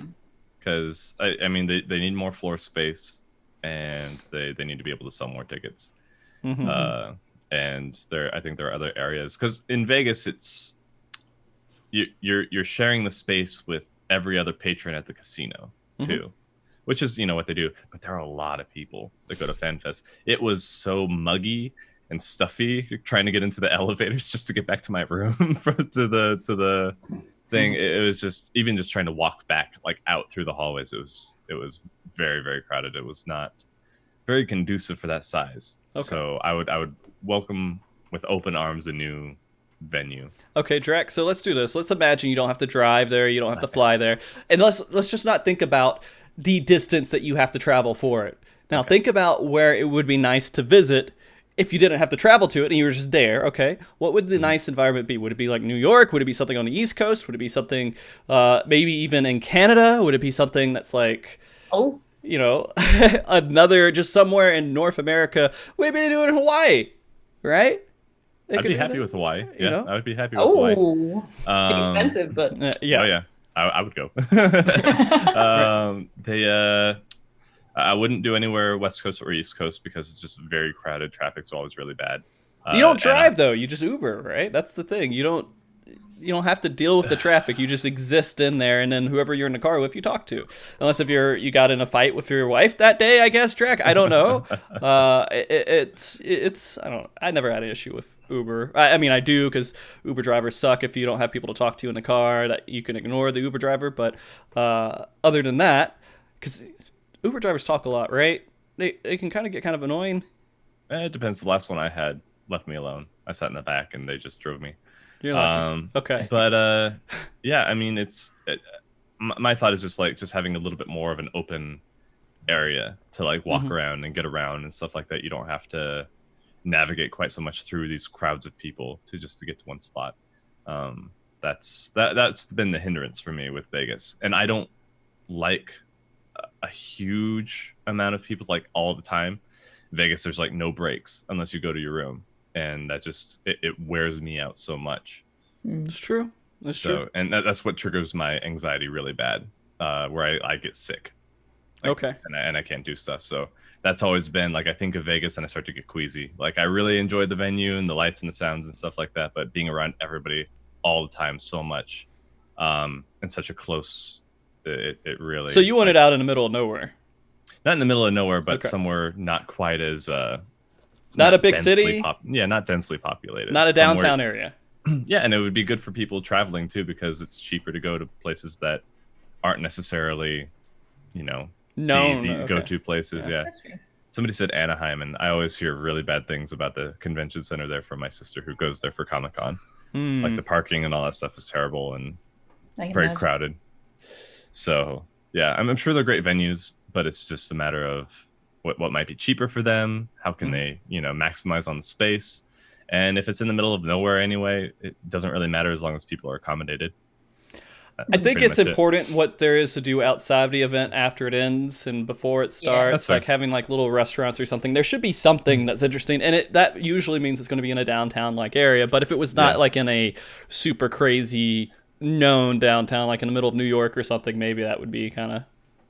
Yeah, that's what I was gonna say. Like, I go to so many conventions, and more than 50% of your time is outside of the convention. So you definitely want to make sure there's something else to do. So you don't want to go in a completely, with a convention center that doesn't have anything outside of it that you can do. But you also don't want like a huge, densely populated place like Las Vegas is. But I still think it was more fun for most people. Like they were out to go, like there was so many places to go out and party and have fun. I wasn't there, so I was just jealous. Oh, and okay, I got you. Yeah. But like, I think if you have a happy medium of the two, I mean, we're a bunch of gamers. Most of us are introverts, right? We don't really like crowds. I mean, to be honest with you, for the most part, I completely agree. Outside of like community stuff, it's everything with Final Fantasy 14. I hate talking to people, and I kind of avoid them. And unless if I'm in an area where I'm like, okay, it makes more sense to talk to people, so I'm more comfortable. But if I'm out shopping, I don't want the guy next to me commenting on me buying mayonnaise or something, which they do all the time. Anyways, sorry, random little beef there, but keep going, Crystal. But no, as long as they can find that happy medium. I don't know where to suggest, just anywhere. Like, I think baseline, the first thing that they need to think of is the convention center itself, like the space, because obviously the last time not enough tickets, people got so mad. So they need to fix that primary problem first. But I think no matter what the city is, as long as the convention center itself is a good venue and a size for Final Fantasy 14, I think most people would be happy, despite it being crowded or not a lot of stuff to do outside of the convention center. Allow them to make enough money off of it so that Matt can hire some assistants so he doesn't drive himself crazy organizing the events. He's always going to be crazy, dude. Like that guy, he works his ass off, and so like he's probably going to constantly, even if he had tons of people, he would be micromanaging them probably to some regard, making sure it goes the way that he wants it to go for. Because I mean, they put a lot of work into those events, and I appreciate their efforts every time. He's out on vacation, funny enough, as we talk in like another country, but. I want to see. I am interested to see that it's not Vegas again, just because it would be interesting to see what they choose. I just hope it's not some horrible place that I would never want to go to. I just don't want LA. Like anything but LA. Okay, that's fair. Driving in LA. I can imagine it's probably going to be East Coast. I'm going to be honest, Drac. It's probably going to be East Coast. It's not the worst thing. Not the worst thing. I definitely prefer East Coast conventions to West Coast. I'll say that much. Okay. Except for San Diego. San Diego is the exception. Oh, okay. I gotcha. I've been to San Diego like once, kind of drove through it a little bit, but I didn't spend too much time. I forget. What's that TwitchCon? That was TwitchCon. That was the second one, I think. So we'll see. San Diego's really laid back for California. California's supposed to be laid back overall, right? They're just a bunch of surfer dudes. All of California is a surfer dude. Yeah, man. But let's see. The one thing I do want to say about FanFest is we hope that the tickets go well, right? We hope that it doesn't sell out in a second, and there aren't weird issues with it, and they have enough accommodation for everybody. Keep in mind the last time they did it was it January? Was it? When they sold, I can't remember when they sold it. I think it was sometime at the beginning of the year. So look forward to it. And if you really want to get tickets, be ready to click the button the second that you're ready to. Arthas, I'm gonna try, man. I'm gonna sit there. I'm gonna try to get a ticket for. I always get tickets. I always try to buy tickets. And so I'll see what happens. It's rough. It wasn't June last time, was it, that they sold tickets? That seems like way too. I don't remember. I really don't remember. I hope that they reach out a little sooner for community people. Right. Because I didn't get the notice that they had a ticket for me until like a month out. Oh. So God. I'm just sitting there with all my other friends getting invited. Like Larry had gotten invited. I think Mr. Happy was giving out tickets, but like I didn't hear anything. And I'm just That is so awkward. oh no. And then like a month out, they're like, oh hey, we got a ticket for you. You want to come? I was like, yeah, yes I do. So we'll see. Then the Vegas staff was so rude. Were you with us? They were like that. Well, this is Vegas, like they're like hired minimum wage workers, I think. You're talking about, right? They basically gave us like a +1 to bring or whatever. Mm-hmm. And so I'm trying to get my wife, who was like 8 months pregnant at the time. Oh, I remember. Yeah. And I'm trying to get her, and I'm just like, can she come with me? Because, you know, I don't want her on her feet. And we have the +1. And he's like, you don't have escort power here. What? I don't know what that has to do with anything. I just want to take the person with me with the benefits. Like, you don't have escort. I'm like, okay. Sorry, honey. I guess you're going to have to stand there a few more minutes. Like, it's, it was like me, Larry, Tate, and he said that, and we're all just like, God, that's awkward. Yeah. And awful. I will give some benefit the play on the other side here, just because this was not too long, I think, after the Texas shooting at the country concert thing, and I think everybody probably was a little bit more hypersensitive. I don't know if that played a factor into it, but I can see it. Maybe. I don't know. It was just like, you've got a +1, and then I say it, and then I'm treated like this asshole trying to like get special treatment. Yeah. Like, I'm just saying what they told me, man. I'm just sorry. Yeah. And I think your badge said guest, right, and not adventurer or something like that. So you kind of like, okay. Yeah. It feels a little bit weirder, but you know. At least I have a contact now, so I'll be reaching out. For everybody else, though, absolutely best of luck, because it was crushing. The feeling, like, because I clicked on the thing, it froze for a second, I didn't get a ticket. Yeah. And so I was just, for that time, that is the worst feeling in the world. I will say, with everything else, though, that was like maybe the one thing that didn't go well, which sucks that it was the entry to the event, but like the merchandise, everything was just like 1,000 times better than it has been at any fan fest before. And by far. Yeah, they knocked it out. So I'm hoping, because they had pre-orders and stuff too, so I mean, it wasn't like you weren't battling to the death to get your stuff. It was already there. You just had to go pick it up. Yeah. So, all right.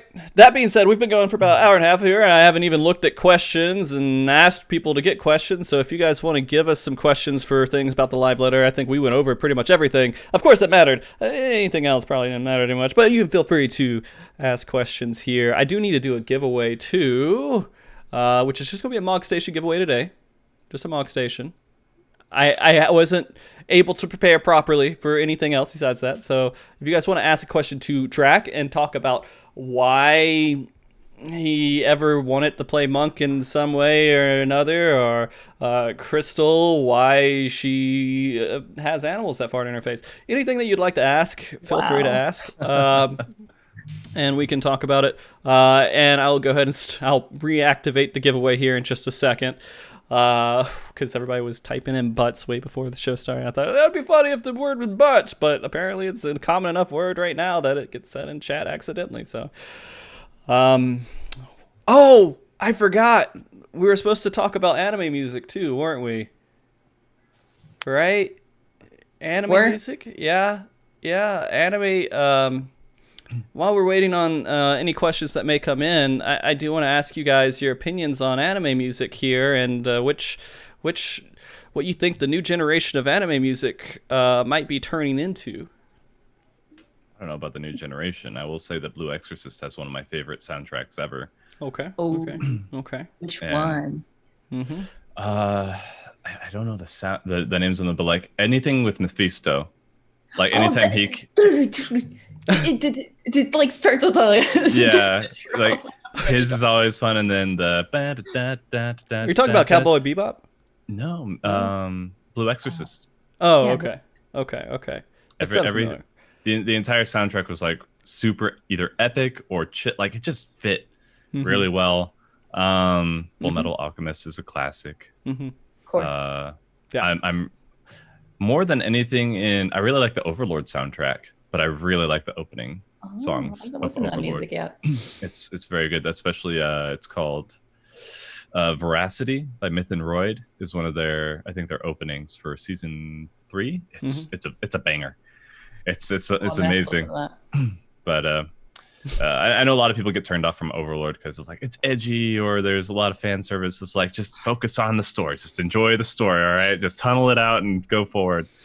You know, it's funny when we have a show about Final Fantasy 14 and discussing the live letter, and then we're like, let's discuss something completely off topic about anime music, and literally the entire chat and the people on your show can reasonably discuss the topic. Yeah. Very interesting. So we have a question here, and I'll ask this before I start the giveaway. Why does Drac hate East and West Coast? East Coast because it's really, really cold. And West Coast because I've driven in LA traffic way more than I prefer. I don't mind Oregon. I think Oregon's beautiful. But California, I used to really love it. I'm from there. I was born there. But going back is just, it's either the traffic or the people trying to get me into politics. And I hate it. I got stopped by a waiter. I said, I'm from Phoenix. Didn't you have that mayor that da-da-da-da-da? Just leave me alone and take my order, please. Stop. Let me go. I know how you feel. By the way, everybody, the giveaway is now active. If you want to enter, you do have to type in butts in lowercase, not all caps, just lowercase it. Anyone and even people on the show can enter it. It will be for a MogStation item up to $25 or so.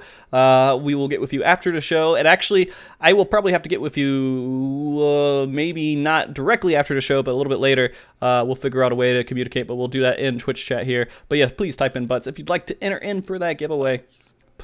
But the conversation about how it needs to be curved and how it clips between the cape and that looked not good. So let's see. While you guys are doing that, do you guys want to see Puppet Master in the game? And if so, would it have to be a limited job or could it be a normal job? It doesn't really matter what I want in that term. Same with Beastmaster because they hate doing pets. They've already said that they hate doing pet classes and they're not going to do anymore. It's whatever with the AI that they can't do or whatever framework they're working with just doesn't play well with it. I don't think we're going to see it. Or if it comes in, it's going to be very lackluster. Because my deal with it, I think, is a little bit more grandiose. So I'm going to be disappointed no matter what. Yeah. Pets don't work very well.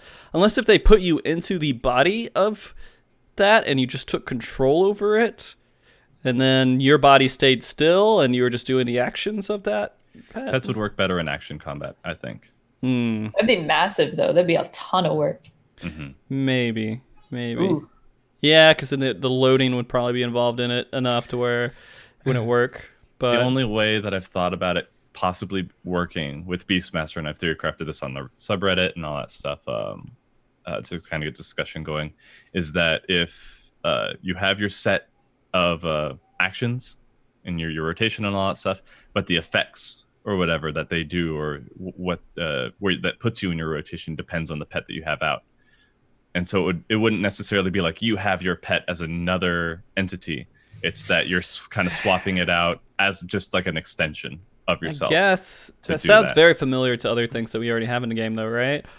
In a way. But, I mean, you have to adapt it to Final Fantasy 14 in order for it to work, and that would be my way of doing it. Same with Puppet Master, you change the fixtures on it, so it turns in from a ranged to a melee to caster or whatever, and then just develop your playstyle around that, or simply have it as a part of the rotation. It's mostly flavor, right? Anyway, the real, in my opinion anyway, the real selling point of combat in Final Fantasy 14 is how you're cooperating with your group and fulfilling your role, rather than the actual. There are jobs that play better than others, and you have your preferences for sure, but that's my take. Okay. All right, so guys, remember, if you want to enter, I'm going to go and do the giveaway again, or not giveaway announcement. Type in butts in chat, and you will get entered in a giveaway for a $25 MogStation item. This question is in regards to Drac. Drac, how'd you like Larry's wedding? Yeah. It was fun. It was a lot of fun. talking about butts, we have that joke where Jesse goes through like all the synonyms for butt hurt. So you're Jimmy Rustled, Fanny Finagled, Bottom Befuddled, Ass Blasted. It just keeps going, and he would add one every time, and we're sitting there waiting for them to walk down the aisle, and I'm crying, laughing, just losing my mind the whole time. And so he's crying because I'm crying, and I'm just like, they're gonna put the camera on me and be like, "Oh, look, Drac was so moved by the ceremony." It's just like I was just laughing at Ass Blasted, and that's classic. To be fair, it seems appropriate for that wedding. Yeah. I felt bad for them because they were running around a lot and they were very busy. So I'm glad that they can finally kind of chill a bit. But no, they were both really cool, and we had our table get up and we called Larry over, and then we just surrounded him and T-posed and just started rotating around him to assert dominance, and he just we had a real Mimi time. It was fun. It was beautiful, and they played Final Fantasy music. Oh yeah. Yeah. Nice. Yeah, it's very stressful going through a whole wedding experience. You know, me going through it very recently. I can see that being kind of a pain to deal with, and I'm glad he's getting some rest. Both of them, of course, Eva and him, getting some rest so they can get back to the next chapter of their life, because it's over now. I mean, in those situations too, it's like it's done, and you're like, it's so stressful getting up to the point of the wedding, and then afterwards you're just like, all right, that's like the biggest thing I got to worry about. I don't have any nervous things I got to deal with for the rest of my life, right? Job interviews, whatever. Children, whatever. It doesn't matter. This whole moment where I get all these, not random, I'm sorry, friends and family and tons of people and spend all this money and stand in front of them and talk. Yeah, but it is a crazy situation. But okay, next question, Crystal. What are you cosplaying as for FanFest? That's a good question, because a lot of people do know my dancer cosplay. I don't know yet if I'm going to bring it. I really would like to. So I might wear my dancer cosplay at FanFest. But for me, as of right now, I think I'm actually traveling alone. And that plays a big factor in what I cosplay and what I'm comfortable cosplaying. Okay. No, so, that's fair. Unfortunately, a big factor of what I cosplay is going to be based around safety. And so I would like to. So I'm going to try, but we'll see who I'm hanging out with and feel safe around. And okay. If not, I actually do have plans to... I'm going through efforts of making casual glam. So a lot of the big glamour sets that are coming out right now, whether it's like the jacket, or I'm a big fan of the level 75 dungeon gear. I'm making that. So it's not cosplaying, it's just wearing like the glam from the game. So I might go that route. It'll be a lot more casual, but creative at the same time. It'll be Final Fantasy 14. Okay. And one more time, guys, if you want to do the giveaway, type in butts in chat, and then ask your questions now, or ever hold your peace here, because we'll never have these guys on the show ever again. You'll never be able to ask them another question because they'll never stream again, and it's all over. So this is your last chance. So the next question here, Drac, do you think that you guys will clear T? We're gonna try. We're really gonna try. We're gonna give it our best effort. And right now it's we're taking a break because it's holidays and trying to go in and then take a week break and then go back in for something that tedious is tough. But if we don't get it by like March or something like that, Corey and I are still going to make another group and do it. If Nest won't do it. So that's going to be the goal. And if I feel like it's too much for me, I'll probably dip out, but we're going to give it our best shot. And everybody involved right now, I think except for Choco, because he's doing like 3 other groups. He's a lot. So yeah, we're gonna try. We're gonna try. I don't know if we're gonna do it, but that's the goal, because we really do want to. It's the most intimidating fight this game has had so far.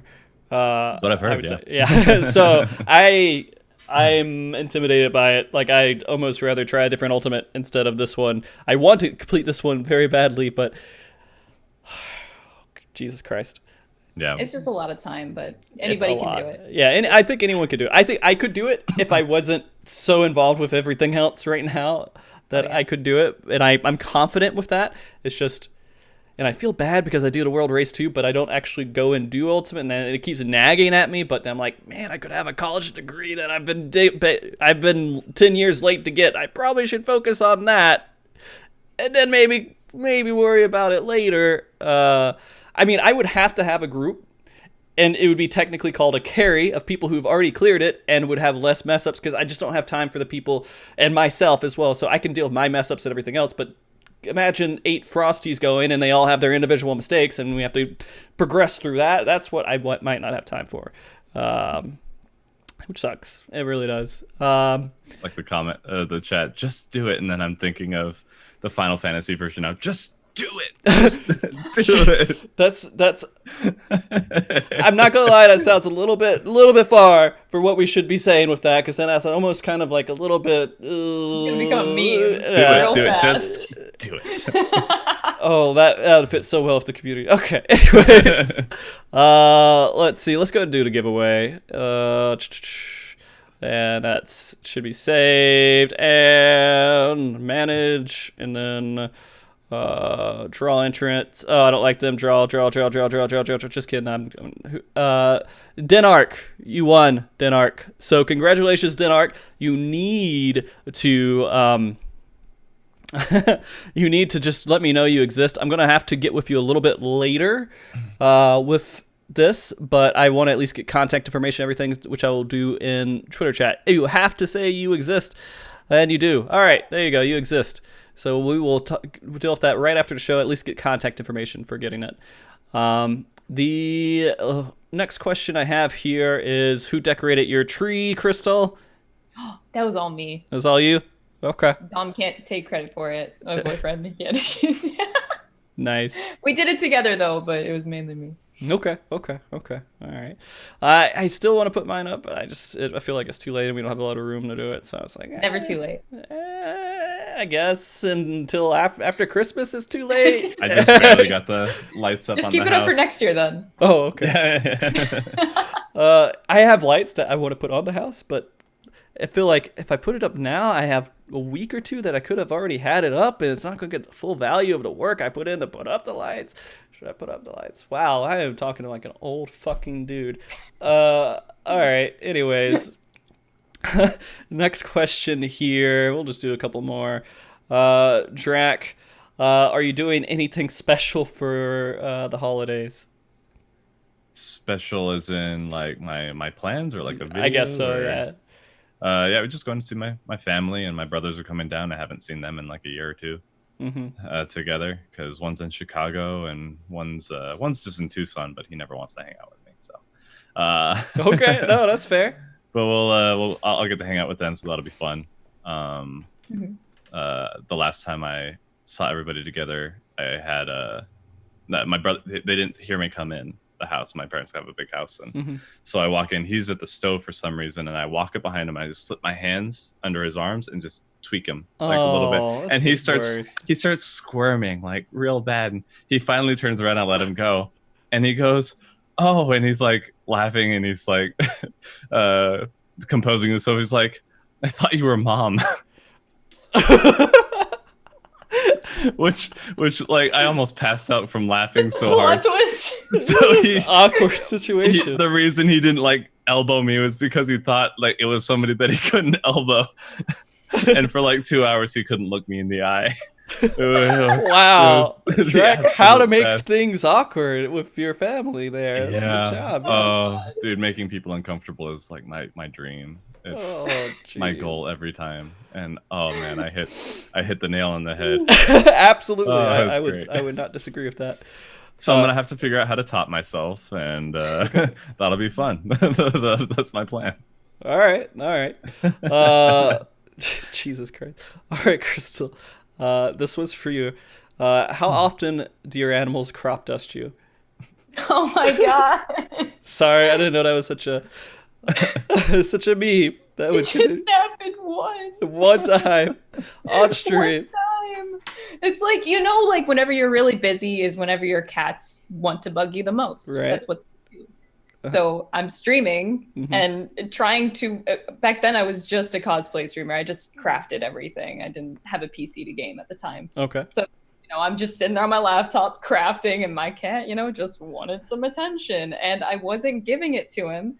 After he sat on my lap and I was continuing crafting, and then at one point he got sick of my lap and just jumped on the table and farted in my face. Like, he just wanted attention, but it only happened that one time. That's so awkward. That's how pink eyes happen, man. It's like, I didn't know what it was, but then looking back at the clip, I'm just like, I'm looking at the clip and you can see the exact moment that he farts because his tail just goes whoop, real fast. And that's the best part about that clip is you can just see it. It's so gross. It's awful. All right. Let's always figure out a way. Jeez. Okay.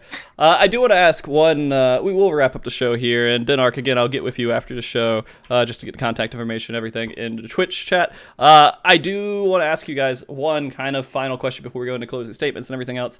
Let's say Square Enix, for some reason, watches the show and they wanted to know your comments on Live Letter overall. Maybe just if there's anything you wanted to change with the way the information was released, or anything that you would want to say about how the Live Letter went, or anything else. Is there something that you would want to say, a kind of broad question, I guess, to Essie about it? And I'll start with you, Drac, on that question. I would commend them right now for the effort that they've been putting into the crafting and gathering stuff, that they're kind of bringing it to the same effort level as the PvE stuff with combat and all that. The only thing that I would request is that they continue to make it integrated into the rest of the game. Okay. Make it so that the people can influence and impact each other. Maybe have some higher level recipes that are especially difficult but can rival or near rival raid or 24-man gear. Something that kind of gives them that real end game and something to really strive for beyond just like pre-raid gear, which is still good. It's in the right direction, but I would like to see all the community come together a little bit more in that way. Okay. Crystal? I think for me, I think the presentation of the Live Letter and how they did it was really good. Like, fast, a lot of information in 1 hour, pretty consistent information. Yeah. But I think an improvement for next time would be to make sure to bring a lot of hype to each area of the game. So they brought a lot of hype to crafting and gathering. They brought a lot of hype to PvE with the raid announcement and the Thunder Plains picture. But, PvP gets fallen short a lot. So I think if you give more hype to it, other than just saying, season 14's coming, bring some rewards, like bring something for people to get actually hyped about the season coming. Yeah. So if you can hit all of those areas for all the different kind of players that play Final Fantasy 14, I think they're golden. They hit 2 of them, but like PvP just kind of, falls short. I never thought about it. Did I never change the title of the show? Does it just say MogTalk on it? I? Okay. Jesus Christ. I was like, is this about the Live Letter? I saw that pop in chat. I was like, did I not change it to the title of what the show is? Well, at least it didn't say MogTalk. 3 weeks off. Yeah, it's okay. 3 weeks. And I was like, I'm doing pretty good. But I just went an entire show without changing the title to stream. I did put it as a default as MogTalk because I was like, I just want it on there just so I have it there. And I didn't leave it at like the last show's name. So, Jesus Christ. Way to go. Professional here. At the end of the show, realizing that. But that's okay. At least it wasn't like too crazy. Like it wasn't MogTalk, the blah, blah, blah, blah, blah, blah, blah. It was just MogTalk. So it was acceptable, I guess. Yeah. And yeah, I would say Foxconn's costume was horribly well done. It was fantastic. Yeah, as good as a bad costume that you could make. It's like the ugly sweater thing, but like he did it with cosplay. I feel like that's kind of what it was. That's great. Yeah. I support it. So, good job on that. I will say the same thing about PvPs. I miss when it's mentioned every single time. The entire chat's Resident Sleeper. Everybody's like trying to meme on it, and I know that's just part of the joke, right? It's funny to joke about. Most of the time, there are a few people who are maybe serious about it, but I feel like Square Enix has been affected enough about that they know they should not like put too much focus on it until people are really hyped for it, like the entire community. I don't think that'll ever happen. So, good luck, Essie, with making it work. I hope they can find somebody that's really passionate behind it, honestly. Yeah. To really drive it. And then because as soon as you get somebody who is benefiting from the changes as well, then they can actually focus on it, and people will be like, oh, this actually might be pretty cool. Yeah. Right now it very much feels like an afterthought, and I do hope that they integrate it more, because I'd like to see communities in the MMO together. Yeah. In some way, shape, or form.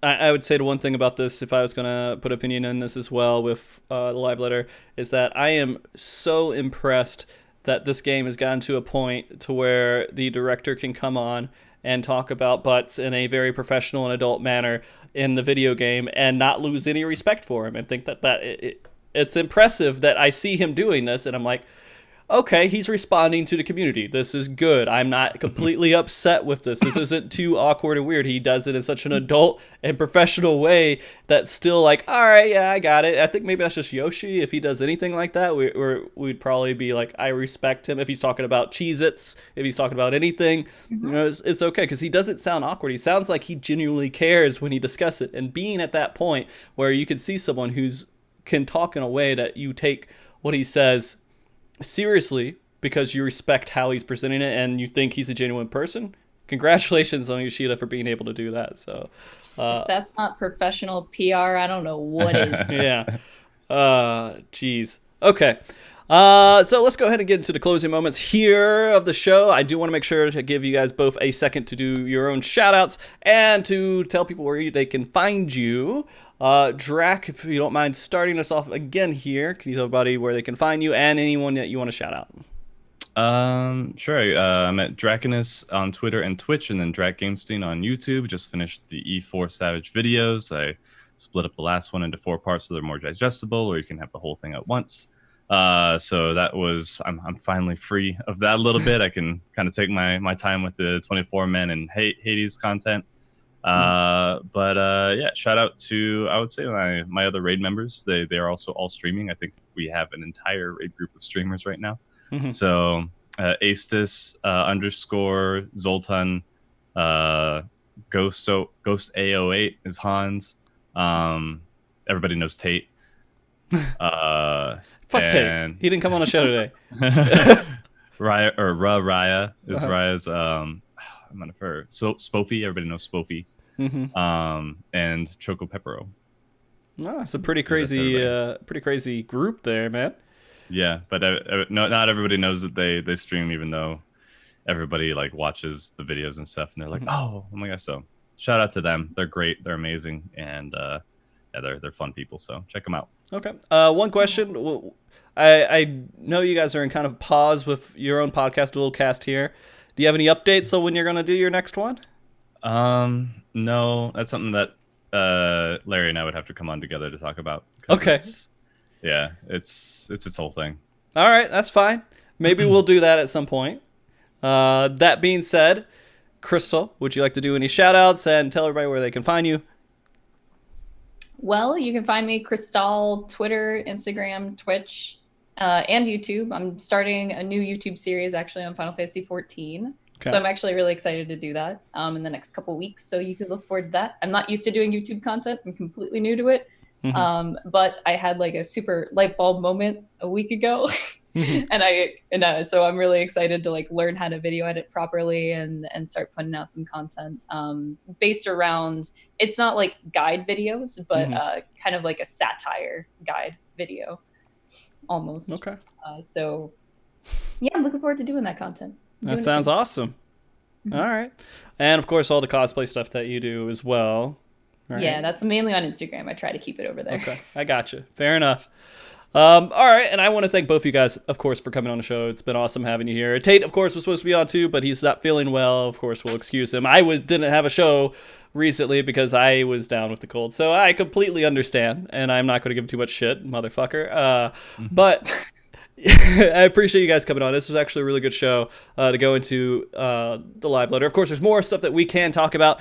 And if you guys want to talk about the guest or not about the guest, I guess maybe about the guest, but about the content, the live letter and everything else, and continue that discussion, please follow these guys on their Twitch streams, and you can always go in there and talk to them in chat. And there's no reason why you wouldn't be able to do that. The last part here, of course, thank you to everybody who came and watched the show today. I know it's been 3 weeks since the last show. It's been a while. We had 2 weeks, 2 shows off due to life obligations, calming down, and getting over a cold. I do plan to have another episode next week, which is going to be pretty interesting. It's the first time. I don't know how it's going to go, but Ches is going to come on, and we're going to do a cosplay build. We're thinking about doing a cosplay build of the Chocobo Knight helmet. And so on stream, I've never done it before. I'm going to try to get a little table together, and we are going to try to make Chocobo Knight helmets in an hour or two and see how that works out. And you guys are welcome to join, and maybe we'll get like a materials list, and I'll try to post that up on Twitter or something, and you guys could try to make it with us when we do it. It's our holiday special here, which that basically will be it. And I don't know how well it will go. We might get like to the point to where we get like a little bit done and we can't complete it, but we're gonna try. You'll be fine. Yeah, we'll see. We'll see. Then I will say, in regards to any other streams that I will do outside of MogTalk, those will be pending at some point. Maybe when things get a little bit less hectic around my world here. I do want to thank, again, all the people who subbed, everybody who came and followed the channel today. You guys definitely help support the show. We will have this show available exclusively for a day or two, for like 30 hours or so to the subs. And then on Monday morning, we will have this on YouTube for everybody to watch no matter what, as well as in podcast form in pretty much every podcast podcast service that you can use for it. Yeah, thank you, Karar, my wife, for being wonderful, putting up with me, and supporting me in the background. Thank you very much to Blizzard for the artwork on the show, Andre Kane for the intro and closing music. And with that being said, thank you, Square Enix, of course, for the game that we all play and talk about. And remember to be good, keep cool, stay frosty. Bye, guys. Everybody say bye. Bye. Okay, hold on. Let me see if I can do the mute properly.